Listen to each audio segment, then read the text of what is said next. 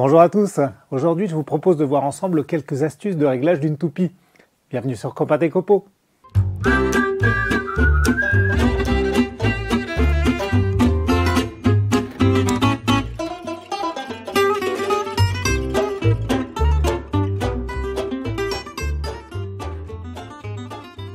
Alors la première chose à faire avant de commencer les astuces de réglage proprement dites, c'est de vérifier l'état de la machine et de s'assurer que l'on va pouvoir travailler dans de bonnes conditions. Tout d'abord, votre axe de toupie monté au maximum doit être bien perpendiculaire à la table.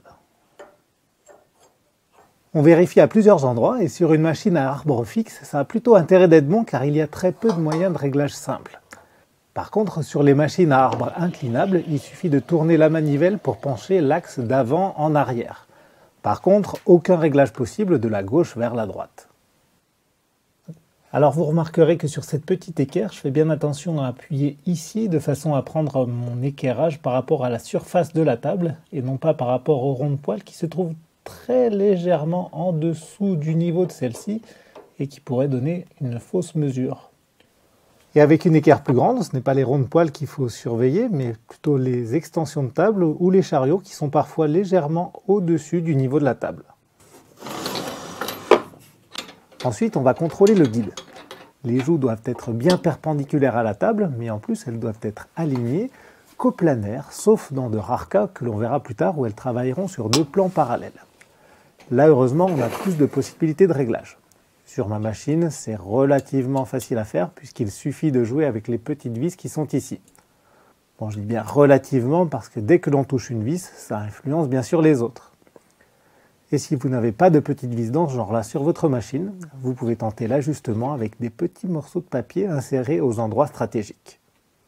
Quant au parallélisme des joues avec le bord de la table, vous pouvez oublier, ça sert absolument à rien. La preuve, il y a même des toupies dont la table est ronde.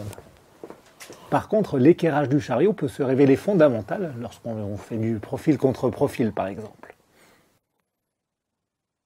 Voilà pour les paramètres de base sur la machine, mais il faut aussi que l'outil soit fiable.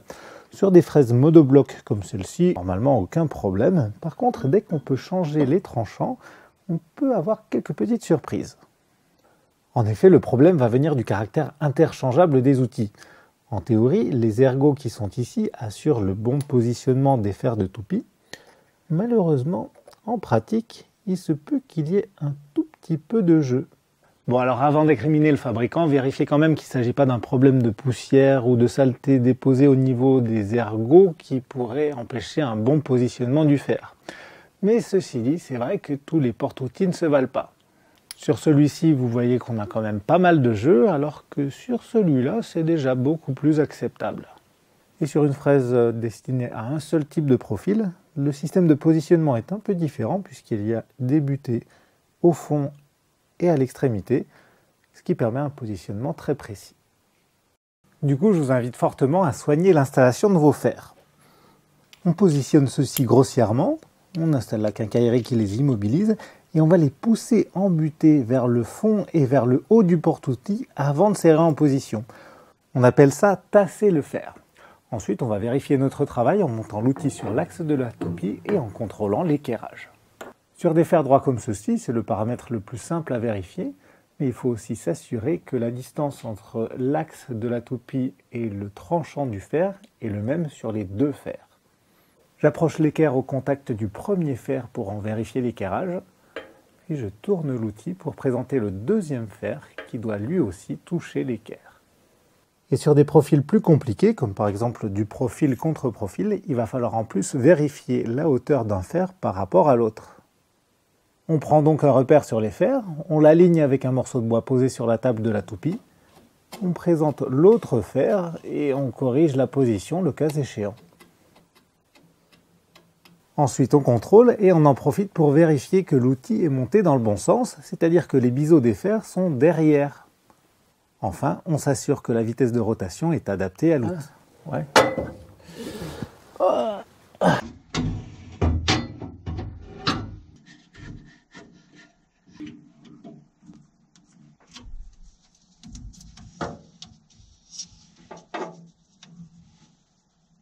Et Et voilà, je crois qu'on a maintenant de bonnes bases pour régler les deux paramètres principaux, à savoir la hauteur et la profondeur de passe, la sortie de l'outil par rapport au guide.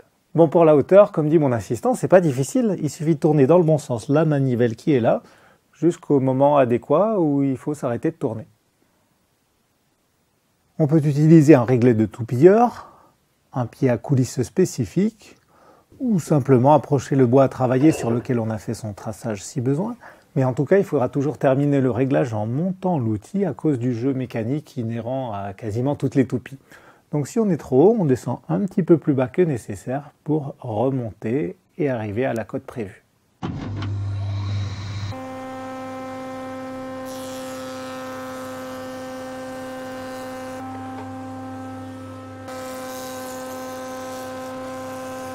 Si vous avez de la chance ou du talent, vous tombez pile poil, mais dans les autres cas, il va falloir monter ou descendre l'outil et il s'agit de savoir exactement de combien. Alors on peut y aller progressivement en refaisant des passes d'essai, mesurer avec un pied à coulisse ou mesurer avec des cales d'épaisseur. Dans le cas de cet aboutage par exemple, j'assemble les deux morceaux de test pour mesurer le désaffleur. Je trouve qu'il est beaucoup plus rapide et précis d'utiliser des cales d'épaisseur et de mesurer, de sentir avec le doigt.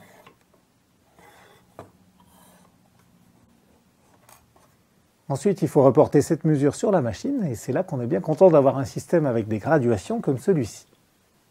Si vous n'avez pas cette option sur votre machine, il faut enlever l'outil et ajouter là ou les rondelles d'épaisseur pour monter l'outil. Et pour le descendre, il suffit d'enlever celle que vous avez bien sûr pris la précaution d'installer en dessous de l'outil avant de faire votre passe d'essai. Ensuite, on fait une passe de vérification et normalement on est bon, mais ce n'est pas forcément une raison pour ranger tout de suite vos bacs d'épaisseur. En effet, il se peut que ces bacs d'épaisseur vous aident à ajuster la position du guide de toupie.